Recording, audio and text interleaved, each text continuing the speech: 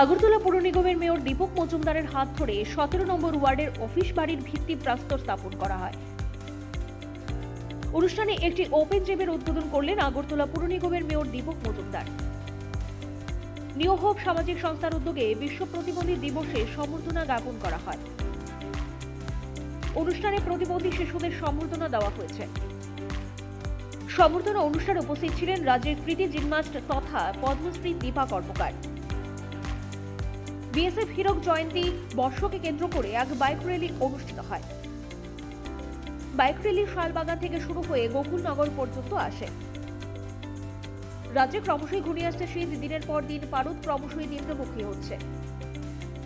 বুধবার দিনের সর্বোচ্চ তাপমাত্রা ছিল 26 ডিগ্রি সেলসিয়াস আর সর্বনিম্ন তাপমাত্রা ছিল 14 ডিগ্রি সেলসিয়াস।